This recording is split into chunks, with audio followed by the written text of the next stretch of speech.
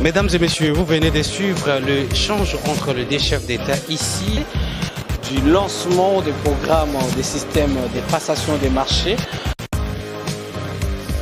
La rentrée parlementaire en République démocratique du Congo s'est faite pour ce 15 septembre 2023. Mesdames et messieurs, bonjour et bienvenue dans ce nouveau numéro. Une rentrée qui sera consacrée budgétaire entre la Chambre haute du Parlement mais également la Chambre basse. Mesdames et messieurs, Top 243 News va vous livrer l'essentiel de l'actualité ici dans la capitale congolaise qui sera focalisée également, dominée sur cette rentrée qui est censée être une rentrée budgétaire. Et pour ce faire, nous allons d'abord commencer ici à la Chambre haute du Parlement et nous allons chiter avec l'Assemblée nationale pour comprendre avec vous ensemble les discours des deux présidents de ces deux chambres serres, mais également les députés nationaux et sénateurs pour décrypter avec vous ensemble et comprendre, hormis les discours des deux présidents de ces deux chambres, nous allons comprendre l'essentiel de la communication des l'Assemblée nationale et les Sénats dans ce nouveau numéro d'actualité. Restez connectés sur Top 243 News pour vous informer l'essentiel de l'actualité à travers la République démocratique du Congo et ailleurs. Merci pour votre attention.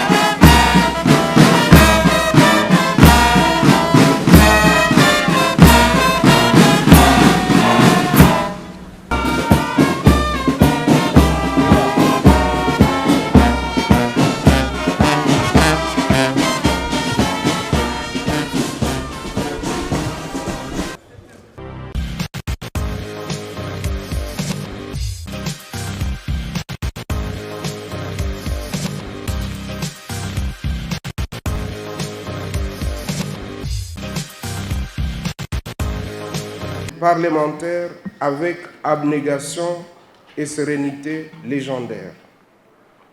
Comme nous le savons, la mort a encore frappé notre Parlement en nous arrachant brutalement l'honorable Chérubin Okende Senga, député national en fonction, ainsi que les sénateurs honoraires Albert Nzofu, Chamanzila Ditend, Valentin Senga Paisayo, Ernest Lungu Kasongo Mukonzo et Célestin Pieme Ndibwe. Nous n'oublions pas ceux de nos compatriotes arrachés à la vie pour une raison ou une autre à travers le territoire national. C'est ici le lieu pour moi de saluer la bravoure de nos vaillants militaires tombés au front pour la défense de notre patrie. En leur mémoire, je vous prie de bien vouloir vous lever pour observer une minute de silence. Merci, que leurs âmes reposent en paix. Honorables sénateurs et chers collègues, distingués invités, mesdames et messieurs, au moment où s'ouvre cette session, le monde entier célèbre la Journée internationale de la démocratie, décrétée par l'Organisation des Nations Unies. Cette décision des Nations Unies pose les principes de la démocratie et définit les éléments et les fonctions d'un gouvernement démocratique. Notre jeune démocratie doit s'approprier les valeurs qui sont prônées par cette décision, à savoir les parlements pour la planète, en mettant l'accent sur des élections libres et régulières, une justice indépendante, la protection des droits de l'homme, l'égalité des sexes et la non-discrimination, une société civile active et des partis politiques agissants et des médias libres. Puisse cette journée contribuer à une meilleure prise de conscience pour soutenir des actions en faveur du climat, thème de cette journée. Honorables sénateurs et chers collègues, la présente session, qui se veut essentiellement budgétaire, fait obligation au gouvernement de déposer au bureau de l'Assemblée nationale le projet de budget de l'État pour l'exercice 2024, au plus tard le 15 septembre 2023, en conformité aux dispositions de l'article 126, alinéa 3 de la Constitution. C'est pour moi l'occasion de faire appel au bon sens du gouvernement pour que ce budget, qui est le dernier de notre mandature, nous parvienne dans un délai raisonnable. Ce qui permettrait à l'Assemblée nationale et surtout au Sénat d'avoir le temps nécessaire pour examiner et pouvoir intégrer tous les agrégats macroéconomiques permettant au gouvernement d'avoir les moyens nécessaires pour bien exécuter son programme. Pour rappel, le budget du pouvoir central pour l'exercice 2023 était présenté en équilibre en recettes et en dépenses à 32 456,8 milliards de francs congolais, soit l'équivalent de 16 milliards 100 millions de dollars américains, soit un taux d'accroissement de 45,9% par rapport à la loi de finances pour l'exercice 2022, chiffré à 22 253 milliards de francs congolais et qui équivalait à cette époque à 10 milliards 700 millions de dollars américains. Force est de constater qu'à mi-parcours, les résultats attendus n'ont pas été atteints. C'est ainsi que j'invite le gouvernement à utiliser les mécanismes constitutionnels de dépôt de la loi rectificative des finances pour corriger les écarts budgétaires conformément à la loi relative aux finances publiques. Par ailleurs, pour éviter l'amenuisement continu du pouvoir d'achat de la population, je souhaite que le budget 2024 soit adopté en tenant compte de la conjoncture économique dont les tendances inflationnistes auront sensiblement accru et le taux de change du franc congolais au-delà des prévisions face aux monnaies étrangères. Et aussi la prise en compte des recommandations formulées par le Sénat contenues dans le rapport des vacances parlementaires pour la période du 16 décembre 2022 au 14 mars 2023 mérite-t-elle une attention particulière de la part du gouvernement pour rendre notre économie plus résiliente, notamment en diversifiant ses sources de recettes. Honorables sénateurs et chers collègues, distingués invités, mesdames et messieurs, les élections présidentielles, législatives, provinciales, urbaines, municipales et locales sont prévues à la fin de cette année et en début de l'année prochaine. J'émets le vœu de voir le gouvernement continuer à décaisser à temps les fonds prévus pour permettre à la CENI d'organiser des élections justes, transparentes, démocratiques et apaisées. J'invite également la CENI à respecter scrupuleusement son calendrier afin que les élections se tiennent le 20 décembre 2023. Étant revenu des vacances parlementaires, j'ose croire que celles-ci vous ont permis, chers collègues, de bien vous préparer en vue d'affronter ces élections avec succès. Qu'il me soit aussi permis d'attirer l'attention de tous les acteurs politiques, de bien vouloir s'acquitter de leurs devoirs républicains en toute responsabilité.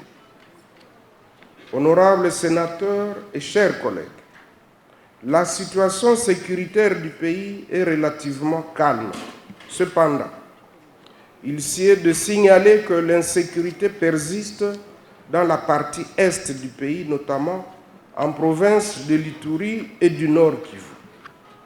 À l'ouest, dans les provinces de Mai-Ndombe, à Kwamut, ainsi que dans certains villages du Congo, le calme commence à revenir. En effet, cette insécurité est causée par des conflits armés et des violences intercommunautaires dont les principaux acteurs sont le M23, l'ADF Nalou, Zaïre, Kodeko, Mobondo, pour ne citer que ceux-là. Ils sont auteurs des massacres, des enlèvements, des pillages, des viols, des crimes contre l'humanité qui causent notamment des déplacements forcés des populations. Tous ces groupes terroristes, appuyés par des puissances étrangères, demeurent une menace à la stabilité régionale. Je déplore par la même occasion le banditisme urbain qui continue à sévir avec persistance, notamment les phénomènes Kuluna, le kidnapping et autres exactions enregistrées dans certains chefs-lieux de province. J'encourage le gouvernement à fournir plus d'efforts pour éradiquer ces fléaux qui mettent en péril la quiétude des paisibles citoyens et qui pourraient compromettre la bonne tenue des élections. Déjà à Kinshasa, avec l'avènement du nouveau commandant de la police nationale congolaise, nous sentons que les choses sont en train de changer et que le calme va revenir dans nos quartiers et nos avenues. J'encourage donc le gouvernement à fournir plus d'efforts pour éradiquer ce fléau qui met en péril la quiétude des paisibles citoyens et qui pourrait compromettre la bonne tenue des élections. C'est ici le lieu pour moi de saluer la tenue de la table ronde sur l'état de siège dans les provinces de l'Ituri et du Nord Kivu et dont les résolutions formulées ont été transmises à son Excellence, Monsieur le Président de la République, chef de l'État, pour toutes fins utiles. Honorables sénateurs, honorables et chers collègues, la situation sociale difficile en ce qui concerne d'une part le panier de la ménagère et d'autre part les autres secteurs essentiels de la vie nationale est impactée par les effets de l'inflation qui frappe de plein fouet notre économie. En tant qu'élus, des élus, nous ne pouvons rester indifférents face à cet état des choses. Le Sénat recommande au gouvernement de sélectionner certaines actions prioritaires en vue d'améliorer le niveau de vie et rencontrer les attentes de nos populations. Parmi ces attentes, il y a lieu de saluer la création d'emplois à la suite des initiatives du gouvernement en ce qui concerne notamment la production locale des carreaux et des faïences par la société Saphir Ceramics située dans la zone économique spéciale de Maluku. Ceci pourra réduire sensiblement la dépendance du pays aux importations de ces matériaux de construction. La lutte contre le chômage, c'est aussi le recrutement sur concours dans la magistrature et l'inspection du travail. En ce qui concerne l'enseignement primaire, secondaire et technique, il s'y est de rendre les hommages mérités au président de la République, chef de l'État, pour avoir inscrit la gratuité de l'éducation de base sur la liste de ses priorités, laquelle gratuité produit des effets palpables. Pour ce qui est de l'enseignement supérieur et universitaire, canal par excellence de diffusion du savoir et du développement des compétences, je salue la tenue de la première édition du conclave du génie scientifique congolais du 14 au 24 août 2023 dans l'enceinte du Palais du Peuple.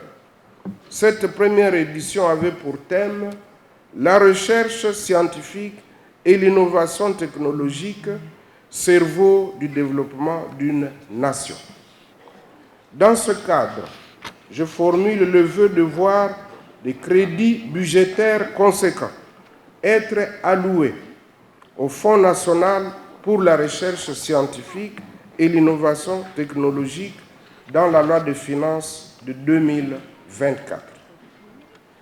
Dans le même ordre d'idées, j'encourage le gouvernement à persévérer dans la construction et la réhabilitation des infrastructures, dans l'acquisition des équipements et des moyens de mobilité en faveur des étudiants grâce à Transacademia. J'en appelle aux étudiants à un sens élevé de civisme et de patriotisme afin de sauvegarder et de protéger ces infrastructures et ce matériel chèrement acquis. Honorables sénateurs et chers collègues, dans notre pays, les soins de santé restent un défi majeur à relever. Et pour y faire face, il est important que le Sénat soutienne le programme de couverture de santé universelle, initiative du président de la République, chef de l'État, qui commence à produire des résultats en commençant par la gratuité de la maternité. C'est ainsi que, pour encourager les professionnels de santé, le Sénat recommande au gouvernement d'apporter urgemment des réponses adéquates à leurs revendications. En ce qui concerne l'administration publique, l'heure est à la poursuite de l'identification de ces agents, ce qui permettra au gouvernement de maîtriser les effectifs réels et de récupérer les masses d'argent payées jusque-là aux fictifs et aux doublons. Les économies ainsi dégagées serviront à revoir à la hausse les salaires des fonctionnaires actifs. Je ne peux clore ce chapitre sans dire un mot sur le concours de recrutement des inspecteurs et contrôleurs de travail dans l'optique de renforcer les effectifs pour veiller à l'application des dispositions légales régissant les conditions de travail et la protection des travailleurs dans l'exercice de leur activité. Au plan culturel et sportif, le Sénat se réjouit de la réussite de l'organisation pour la première fois des Jeux de la francophonie dans notre pays, dans leur 9e édition, tenue à Kinshasa du 28 juillet au 6 août 2023. Je rends un hommage mérité au président de la République, chef de l'État, au gouvernement et au comité d'organisation pour n'avoir ménagé aucun effort pour la réussite totale de cette fête de la jeunesse francophone en dépit de nombreux défis. La République démocratique du Congo a ainsi apporté de la très belle manière la preuve de son engagement dans la francophonie et de sa solidarité avec les pays ayant en partage la langue française. Elle doit pour ce faire consolider sa position au sein de l'Organisation internationale de la francophonie au regard de sa superficie et de sa démographie. Une fois de plus, j'exhorte le gouvernement à faire bon usage des infrastructures sportives héritées de ces Jeux et à la jeunesse de s'entraîner davantage pour les compétitions à venir. Honorables sénateurs et chers collègues, la lutte contre le réchauffement climatique concerne toute la planète. La République démocratique du Congo, pays solution, contribue au maintien de l'augmentation de la température mondiale en dessous de 1,5 degré Celsius d'ici la fin du siècle en 3 volets par la conservation de ces massifs forestiers intacts dans leur capacité de séquestration de toutes les pollutions des années antérieures et actuelles émises à travers le monde. Le réseau hydraulique dont le fleuve Congo et tous ses affluents constituent la réserve mondiale d'eau douce et permet le développement de la capacité de l'hydroélectricité. De ce fait, d'autres pays africains proches pourraient bénéficier de cette énergie propre, diminuant ainsi la pression sur les forêts qui s'exerce notamment par l'utilisation du bois de chauffe. Il y a aussi la possession et l'exploitation des minerais stratégiques qui permettent de réduire la pollution émise par les industries de par le monde. C'est dans ce contexte que la République démocratique du Congo a opté pour l'économie écologique qui nous plonge dans la mobilisation des ressources et la valorisation de notre économie par le lien de l'environnement. À cet effet, je salue le premier sommet trilatéral Brésil, République démocratique du Congo et Indonésie, tenu à Belém, au Brésil, qui a visé la protection des forêts tropicales et l'action climatique. Cette alliance de coopération est créée en vue de renforcer non seulement les capacités de protection des ressources forestières et de la biodiversité, mais aussi le travail d'ensemble pour des positions communes lors des négociations sur le climat au niveau international.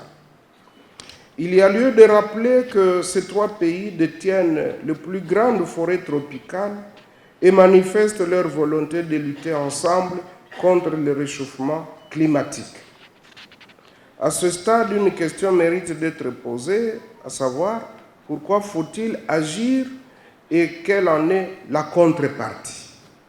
Le gouvernement doit agir parce que les répercussions du changement climatique sont grandes et elles le seront encore davantage. C'est la raison pour laquelle j'encourage les chercheurs à plus d'assiduité et d'innovation dans leur quête de solutions nouvelles pour rendre la planète plus résiliente. Honorables sénateurs et chers collègues, à présent, permettez-moi de vous rendre compte des activités réalisées pendant l'intersession. Notre Chambre, représentée par quelques sénateurs, a pris part à la 63e session de l'Assemblée parlementaire ACP et à la 43e session de l'Assemblée parlementaire paritaire ACP Union européenne à Bruxelles. Elle a pris part à la 53e Assemblée plénière du Forum parlementaire de la SADC à Arusha, en Tanzanie, sur le thème « Moderniser l'agriculture pour lutter contre l'insécurité alimentaire et le chômage des jeunes dans la région de la SADC, le rôle des parlements ». Il a participé aux travaux de la Commission économique République démocratique du Congo, Pologne, à Varsovie. Il a participé également à une séance de travail avec les députés membres de la Commission de développement de l'Union européenne venus s'enquérir de la situation humanitaire qui prévaut à l'est du pays. Il a également participé aux travaux de la Commission mixte Assemblée nationale et Sénat avec quelques députés allemands et le responsable de la Fondation Konrad Adenauer au sujet de la situation sécuritaire de l'Est du pays. Outre les forats et assises internationales, votre bureau a reçu en audience notamment les personnalités ci-après. L'ambassadeur de la République de Tunisie, l'ambassadeur de la République populaire de Chine, l'ambassadrice de la Grande-Bretagne, la délégation des membres du Forum des parlements des pays membres de la Conférence internationale sur la région des Grands Lacs, CIRGL, la délégation des femmes de l'Union africaine. Honorables sénateurs et chers collègues, je ne puis terminer mon propos sans rappeler que chacun de nous ne manquera pas d'accomplir l'obligation parlementaire de déposer son rapport de vacances parlementaires dans les 15 jours de l'ouverture de la présente session au bureau de son groupe provincial. Sur ce, je déclare ouverte la session ordinaire de septembre 2023 et je vous remercie. La RDC, c'est les poumons du monde. La RDC est en train de séquestrer les dioxydes de carbone, la plus grande quantité. Et il est important pour nous de capitaliser ces potentiels, au-delà du sous-sol que la RDC regorge comme potentiel. Nous sommes dans une session budgétaire, il y a de l'argent qui s'envole, que nous n'arrivons pas à capter, le fonds vert, le fonds climat, le fonds bleu. Et il est grand temps que nous puissions manager, que nous puissions plaider pour que le budget de la RDC puisse être revu à la hausse. Ça, c'est de 1. De 2, il est important que l'on puisse revoir à la hausse le budget sur le plan sécuritaire afin de pouvoir maintenir notre pays uni comme le voulait les ancêtres, comme le voulait Lumumba, comme le voulait Mzee, comme le voulait Kasavubu, comme le voulait Mfumu Kimbangu. Aujourd'hui, il y a un complot savamment monté à travers la communauté internationale et ils utilisent, je pèse bien mes mots et je les assume, M. Paul Kagame pour pouvoir déstabiliser la RDC, afin que les efforts fournis par le gouvernement ne puissent pas être vus et que la population dise « Bozo Sala est l'autre côté ». Comment on peut être à mesure de faire quelque chose lorsque l'hémorragie, Bozako Tondissa, on est en train de remplir le sang, mais il y a de l'hémorragie qui est en train de se produire de l'autre côté. Ce qui adviendrait, lorsque on ne sera pas à mesure de retenir cette hémorragie, le malade ne sera pas très bien en bonne santé. C'est l'état actuel de la RDC. On se bat pour augmenter le budget national, mais de l'autre côté, Paul Kagame et sa bande de terroristes créent de l'hémorragie parce que depuis que la RDC a commencé à raffiner de l'or, la production de l'or du Rwanda a baissé. Et nous allons aller plus loin parce que la volonté, elle est là. Les chefs de l'État manifestent de sa bonne volonté. Et nous, en tant que parlementaires, nous sommes de l'attitude positive, de l'école positive et croyons à un avenir meilleur pour ces pays. Et j'en appelle à un amour patriotique. Tout Congolais doit aimer ces pays, aimer, bénir à travers ses paroles, bénir à travers ses actes, pour que notre pays, la RDC, soit plus beau qu'avant, comme nous l'entonnons dans l'hymne national. Vous savez, nous avions été ici, le mandat il est en train de tendre vers la fin, la population n'aura qu'à juger. Avions-nous été de politiciens, démagogues, menteurs, ou nous avions été ceux qui portaient plus haut le besoin et désir de la population à la base, parce que nous avons toujours été là dans les vacances parlementaires. Et ce que nous avons relevé comme défi, comme problème, je m'excuse, nous les avons présentés à qui de droit et avons sollicité à ce que des solutions soient trouvées. Les élections se pointent à l'horizon, nous allons nous battre, nous allons persuader la population à pouvoir nous faire confiance et que l'on aille plus loin avec notre pays, notre beau et chère patrie, la République démocratique du Congo.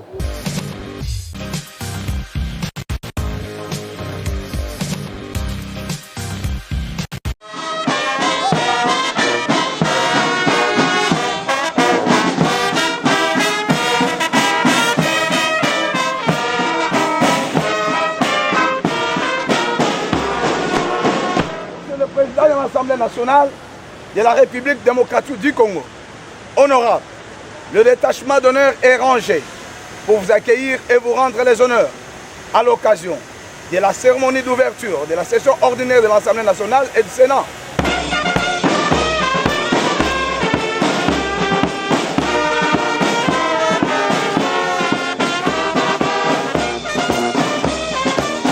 Terminé. Avançons.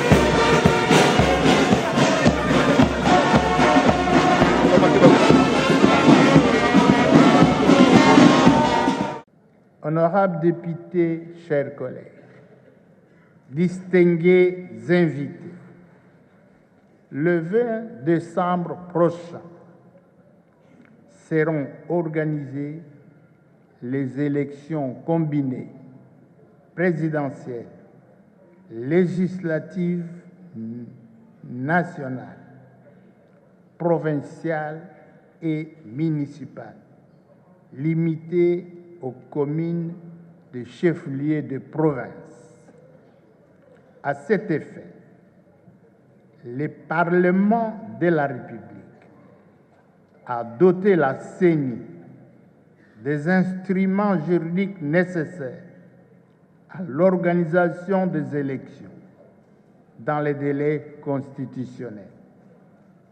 Il s'est agi notamment de la loi organique portant organisation et fonctionnement de la CENI, de la loi portant organisation des élections présidentielles, législatives, nationales, provinciales, urbaines, municipales et locales, et de la loi sur la répartition de sièges.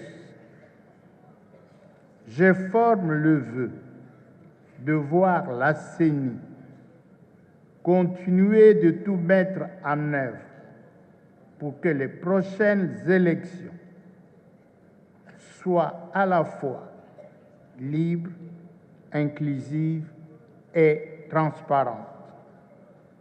Avec la publication par la CENI des listes provisoires des candidats aux élections législatives et la convocation de l'électorat à l'élection présidentielle et aux élections provinciales et municipales, il ne fait plus l'ombre d'aucun doute que celles-ci auront bel et bien lieu à la date prévue, c'est-à-dire le 20 décembre 2023. À ce titre, en votre nom, honorables députés, chers collègues, la CENI mérite toutes nos félicitations pour le travail déjà abattu. De même, j'invite le gouvernement de la République à poursuivre la mise à la disposition de la CENI de ressources financières prévues dans la loi de finances de l'année et exhorte nos partenaires et toutes les parties prenantes à accompagner la CENI.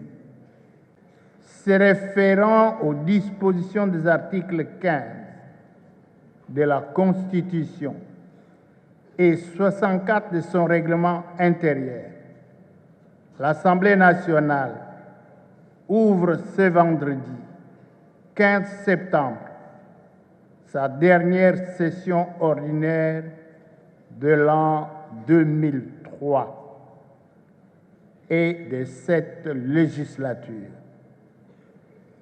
Cette session va permettre aux deux chambres du Parlement d'examiner et d'adopter la loi de finances de l'exercice 2024 et d'offrir ainsi au gouvernement issu des prochaines élections les moyens nécessaires à la poursuite de la mise en œuvre des actions prioritaires définies par les cadres budgétaires à moyen terme pour la période 2024-2026. Et il faut d'abord retenir que c'est l'atout dernier de la législature, comme venait de le dire le président de l'Assemblée nationale dans son discours. C'est aussi une rentrée charnière entre cette législature et la toute prochaine qui est en train d'arriver. C'est une rentrée où les députés vont devoir, c'est une session où les députés vont devoir préparer la maison pour ceux qui seront réélus très prochainement, surtout à voter notamment le budget 2024 qui a connu un accroissement d'environ 24% par rapport au budget 2023.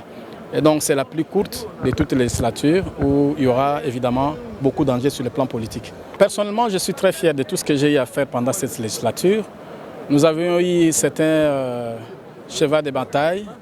Nous travaillons notamment sur la thématique sécurité, sur la thématique mine, sur l'environnement et sur l'agriculture. C'est sur ces thématiques que je me suis beaucoup appesanti durant cette législature. Et sur la thématique sécurité, nous avons beaucoup travaillé et j'ai fini la législature en étant président de la commission levée état des sièges dans les travaux des tables rondes convoquées par le président de la République. Et nous avons fait un bon travail et nous avons donné des recommandations au président de la République. Donc en dépit de tout ce qui est en train de vivre ma population à l'Est, mais la population de l'Est, de l'Ituri et de Ndjoug en particulier, doit retenir que Honorable Fabrice est l'un des députés qui s'est vraiment battu pour la sécurité à l'Est, mais le reste n'est pas de ma responsabilité. Il y a l'exécutif qui a ce rôle, notamment au travers de l'armée, un service spécialisé de l'État, pour pouvoir mettre la sécurité sur l'étendue nationale. Et donc, j'ai travaillé aussi sur la thématique mine et sur ce point, vous devez retenir que nous sommes bâtis pour que Sokimo soit ce qu'il est. Nous avons plaidé pour que Sokimo puisse recouvrir ses droits auprès de Kibali. Aujourd'hui, Sokimo jouit de ses dividendes et Sokimo est maintenant plus ou moins à bonne santé. Et je me réjouis également par rapport à cette législature. Nous nous sommes aussi bâtis pour que Sokimo soit reconnu parmi les entreprises qui devaient être relancées au niveau de l'État, inscrit dans les budgets. C'est un combat, un bon combat que nous avons mené. Et sur le plan de l'environnement, là, il ne faut même pas parler. J'ai eu à faire beaucoup de voyages à l'étranger, au Cameroun, au Gabon, ainsi de suite. Je suis membre des parlementaires, des réseaux de parlementaires pour la conservation de l'écosystème en Afrique centrale, REPAR. Et nous avons fait à faire des grands travaux pour ce qui concerne l'environnement et surtout pour ce qui concerne l'avènement du marché carbone en RDC. J'ai été président de la commission de rédaction pour la COP26. La COP26 qui a porté la République démocratique très haut pour être reconnue comme pays solution aujourd'hui au travers le monde et nous mettre pratiquement au centre de tout ce qui concerne l'environnement au travers le monde. Et donc aujourd'hui, nous sommes reconnus parmi les 3 pays, d'ailleurs nous sommes premiers parmi les 3 qui sont retenus, qui sont des pays espoirs pour l'humanité, à savoir le Congo au travers les bassins du Congo, le Brésil au travers les bassins de l'Amazonie ainsi que les sites de l'Indonésie. Donc nous avons fait autant de travail pendant cette législature et il y a des choses que nous avons laissées en cours. Nous croyons par la grâce de Dieu, nous allons revenir pour continuer le travail que nous avions amorcé pour l'intérêt supérieur d'abord de la République, de notre province, de notre territoire et du peuple, de tout l'ensemble du peuple qui nous a élus. Ok, c'est la dernière session parlementaire de cette année. C'est la dernière session parlementaire de cette année 2023. Qu'est-ce que j'attends? Je sais que c'est une session essentiellement parlementaire, budgétaire. C'est une session budgétaire et nous venons nous soumettre à cet exercice. Nous venons attendre que le gouvernement de la République, le gouvernement des Warriors, nous amène un budget. Et est-ce que ce budget sera comme celui hypothétique de l'année passée? On ne le sait pas. 14 milliards. En réalité, nous n'avons pas fonctionné avec un budget de 14 milliards. Il faut être réaliste, il faut être honnête. Nous attendions un collectif budgétaire qui n'est pas venu. Et voilà, nous sommes en train de fonctionner avec un budget dont le chiffre réel n'est pas connu. Et nous essaierons donc, dans la mesure du possible, de recevoir ce que le gouvernement va nous présenter cette année, après que nous ayons examiné préalablement le projet de loi de réduction des comptes, ce qui nous permettra de voir si les observations que nous avions faites s'agissant du projet de loi de réduction des comptes de l'année 2022, avant d'avoir le budget 2023, si le gouvernement en a tenu compte et que si des améliorations ont été apportées. Pour votre information, à titre de rappel, c'est vous-même qui m'aviez interrogé d'ailleurs. La fois passée, la Cour des comptes avait fait des observations, 14 je pense, s'agissant de l'exécution du budget 2022. Et vous savez que 4 points seulement avaient été réalisés sur les 14. C'était donc un échec et que par conséquent, on ne devrait même pas adopter le chiffre 14 milliards. Alors, pour le moment, j'insiste, dernière session parlementaire de cette année 2023, et nous attendons le gouvernement, nous attendons le texte qu'il va nous proposer, parce que la session est budgétaire.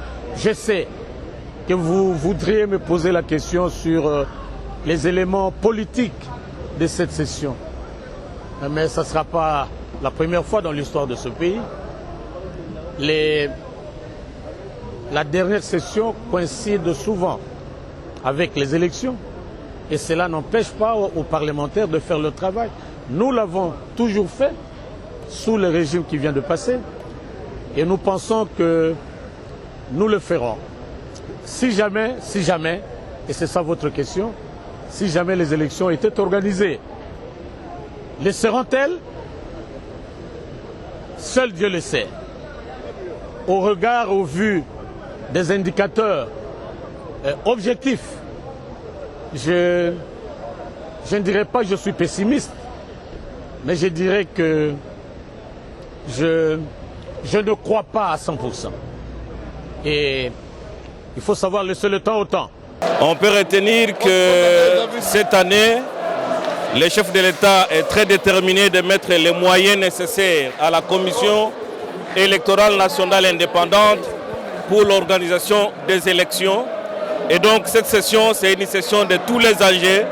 L'Assemblée nationale et le Sénat vont devoir voter des lois qui permettent à la CENI d'organiser les élections sans faille. Nous allons interpeller le gouvernement cantancé parce que ce n'est pas normal, députés nationaux et tous sommes payés en francs congolais, mais lorsque les dollars, les francs congolais se déprécient chaque jour, c'est le panier de ménagères qui s'envole et donc nous allons faire notre travail. Nous sommes très confiants et nous sommes en forme pour commencer notre travail. Ça fait plus de 30, 40 ans que des gens se battent dans ce pays pour qu'il y ait un système démocratique et que tout ce que nous avions construit pour mettre en place un nouvel ordre politique après Sun City, dans notre pays, dans le contexte de notre pays, a été anéanti par la pratique institutionnelle où la démocratie n'est pas démise, où les droits de l'homme sont menacés, y compris par ceux qui sont censés pouvoir les protéger. Et donc, c'est une journée triste, parce que c'est une journée orpheline. Nous avons une démocratie sans démocrate, et la démocratie dans notre pays a encore besoin de défenseurs pour qu'elle vive et pour qu'elle profite à nos concitoyens. Pour le moment, on ne peut pas dire que le Congo soit véritablement une démocratie par rapport à des standards que requiert ce système, par rapport à l'aspiration de nos concitoyens. Le Congo est loin d'être une démocratie. Et donc c'est un combat, et la démocratie est un combat permanent. Mais sauf qu'aujourd'hui, nous avons fait beaucoup de reculs et qu'il faut reconquérir des espaces pour lesquels nous nous étions battus et pour lesquels nous avions déjà des victoires. Et donc il faut refaire cette démocratie, lui redonner la force et nous espérons qu'à l'occasion de ces élections, il y aura un vrai débat de société pour revigorer et consolider notre démocratie qui est trop menacée par la pratique institutionnelle actuelle. Je vais vous dire une chose, on n'a jamais eu de budget dans ce pays. Ce qui est en train d'être fait par le Parlement, on adopte des budgets, des lois de finances, mais qui ne sont jamais respectées par le gouvernement dans une totale impunité. Et vous connaissez mon point de vue sur ce sujet, il n'a pas changé. Et ce n'est pas à 2 mois de la fin de la législature que vous allez espérer, à la fois de cette Assemblée, de ces institutions et de ce régime, le respect d'une loi de finances. Il n'y a pas de transparence, il n'y a pas de respect des règles, il n'y a pas de sanctions contre à la fois les détournements, les dépassements de crédit, tout ceci dans une totale complicité, connivence des élus avec ceux qui sont à l'exécutif.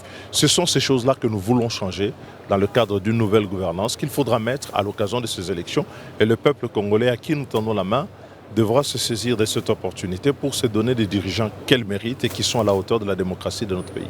On ne juge pas une démocratie au multipartisme. On peut avoir un multipartisme de famille, un multipartisme de maison. On vous dira qu'il y a eu 900 partis, je ne sais plus combien, au niveau du ministère de l'Intérieur. Mais quand vous regardez, quand on va aux élections, combien de partis sont allés aux élections? Et tous ces partis sont en fait une excroissance des succursales d'une même maison.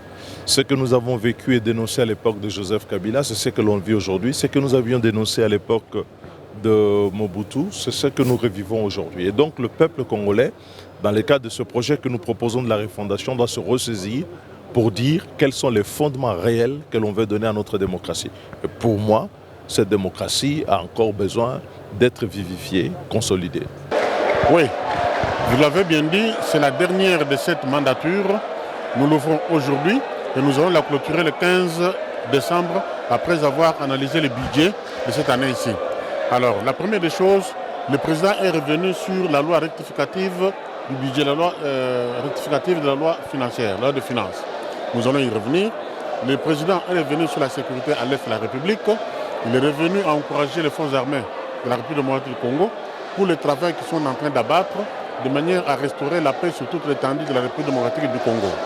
Le président de l'Assemblée nationale est également revenu sur les activités de la CNI, c'est-à-dire il a félicité la CNI pour toutes les actions déjà entreprises et a encouragé cette organisation à pouvoir nous donner les élections dans les délais constitutionnels.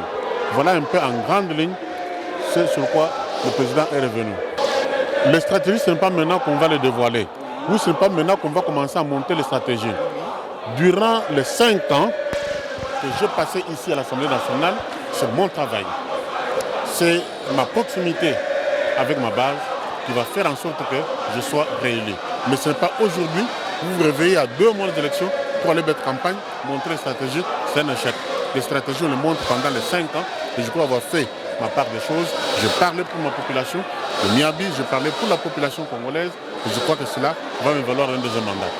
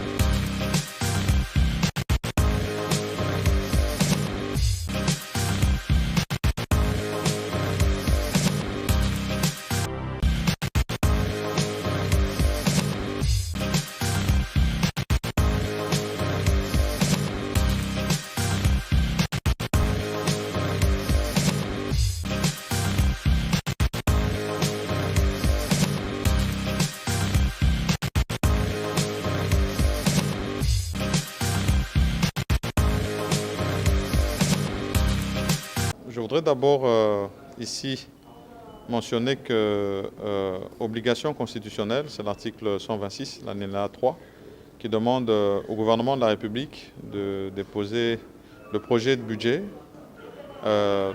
plus tard le 15 septembre de l'année qui précède l'année budgétaire qui est présenté. Et dans le cas précis, 3 rendez-vous pris par le gouvernement que je dirige, 15 septembre 2021, 15 septembre 2022 et aujourd'hui 15 septembre 2023.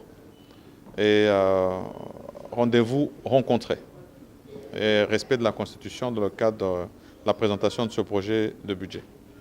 Je voudrais mentionner que pour celui-ci, il est déposé effectivement en équilibre à hauteur de 40 463 milliards de francs congolais. Il est en hausse de 24,7% par rapport à l'exercice budgétaire 2023, du moins en tout cas au budget promulgué par son Excellence Monsieur le Président de la République, qui lui était à 32 453 milliards de francs congolais. Et ici, je voudrais revenir sur les priorités qui nous ont toujours été assignées par son Excellence Monsieur le Président de la République en ce qui concerne ces questions budgétaires et là où nous devons plus mettre un accent sur les attentes de la population.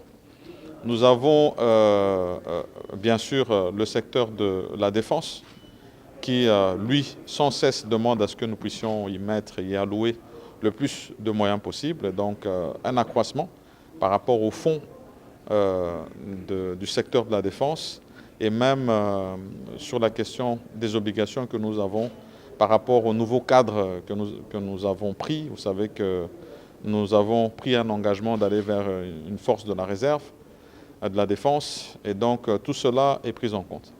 À côté de cela, nous avons 2 autres secteurs qui viennent immédiatement après, la question de la gratuité de l'enseignement qui doit se poursuivre, qui a déjà porté ses fruits et qui tous les jours demande à ce que nous puissions mettre encore plus de moyens. C'était près de 6 millions d'élèves qui ont bénéficié, 6 millions d'élèves de plus qui ont bénéficié de cette gratuité, donc on veut chaque jour que ce chiffre puisse augmenter.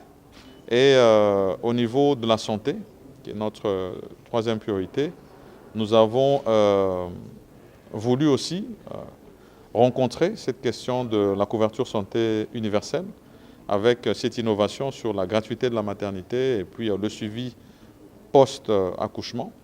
Et donc, nous avons alloué suffisamment de moyens pour poursuivre ce programme qui est aussi une obligation autant comme celle de la gratuité de l'enseignement, une obligation constitutionnelle. Et nous allons poursuivre les réformes. Et le reste des moyens que nous avons, c'est par rapport à ces engagements que nous avons pris par rapport à ces différentes réformes. La diversification de notre économie, avec plus de moyens à l'agriculture, à la pêche et l'élevage, mais aussi à l'industrie avec les nouvelles zones économiques spéciales. Et garder un accent sur ce qui est des infrastructures. Vous savez que nous sommes très engagés sur le programme des 145 territoires. Et tous les jours, aujourd'hui, maintenant, avec des assignations précises sur les routes de dessert agricole avec le ministère du Développement rural, nous avons garanti d'avoir plus de moyens dans ces investissements. On parle de 54% en plus par rapport aux investissements. Et nous voulons aussi nous assurer que dans les autres secteurs de réforme dans lesquels nous nous sommes lancés, notamment la modernisation de notre administration publique, où tous les jours nous devons avoir plus d'inclusion salariale, l'amélioration des conditions salariales de nos fonctionnaires publics, mais aussi cette poursuite qui se fait dans la réforme de l'identification et la maîtrise de la masse salariale, la diversification de l'économie et nous permettre d'avoir de plus en plus de produits congolais sur le marché. Nous devons mettre un accent sur la recherche scientifique avec 3% du budget qui est alloué à ce secteur. Et donc, voilà les grandes lignes, en tout cas si jamais je peux les donner ainsi, peut-être en rappelant que dans le cadre des obligations que nous avons prises vis-à-vis de l'Assemblée nationale sur le budget programme, nous avons 7 ministères sectoriels qui, eux, vont déjà expérimenter cette approche de budget programme, parmi lesquels l'enseignement supérieur, nous avons la défense, nous avons l'agriculture, le développement rural, la santé. C'est déjà pour ne citer que cela.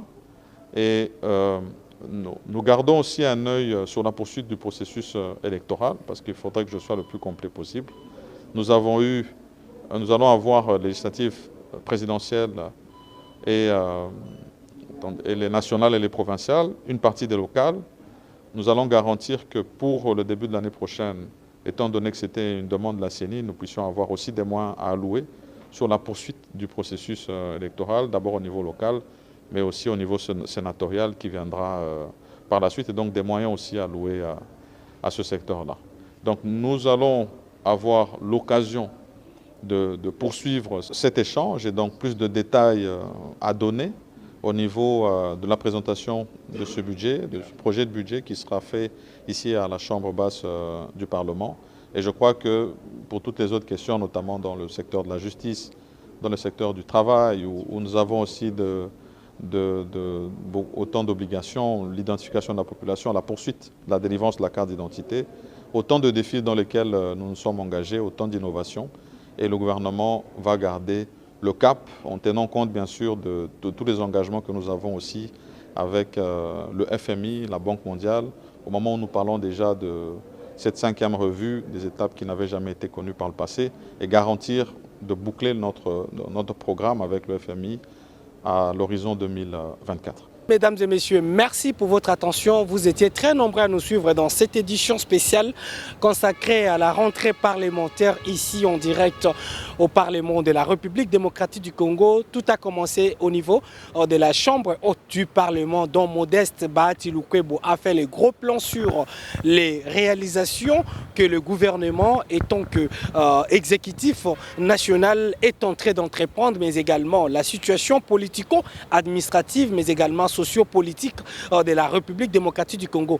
Vers quelques minutes après la prise de parole par le président du Sénat, nous sommes encore descendus un tout petit peu à la Chambre basse pour comprendre avec vous ensemble la rentrée parlement du côté de l'Assemblée nationale, comprendre les discours de Christophe Mbosonko Diampouanga, le président de cette Chambre basse, qui a également de son côté fait le rond sur le processus électoral, mais la situation sécuritaire dans la partie est de la République démocratique du Congo, mesdames et messieurs. Vous avez également eu le temps de suivre les points saignants de cette rentrée à travers les députés de l'opposition comme ceux de la majorité présidentielle ou majorité parlementaire pour ne pas le plus loin possible. Mesdames et messieurs, très chers fidèles téléspectateurs du groupe Média Top 243 News, vous avez également eu le temps de comprendre avec nous ensemble comment le déroulement de cet événement dans les deux chambres a eu lieu ici au Sénat comme à l'Assemblée nationale. Merci pour votre fidélité. Les rendez-vous est pris pour demain pour un nouveau numéro d'actualité sur Top 243 News, mais également avec notre chaîne associée pour votre nouveau numéro d'actualité qui se pointe déjà à l'horizon et qui sera télévisuel. C'est ce que vous allez désormais nous suivre sur Allo Peuple Télévision. Merci, à très bientôt dans un nouveau numéro d'actualité sur Top 243 News. Pour vous informer de l'essentiel de l'actualité en République démocratique du Congo, il vous suffit de vous abonner sur Top 243 News TV, également nous lire sur www.top243news.com. Au nom de toute la rédaction, nous vous remercions.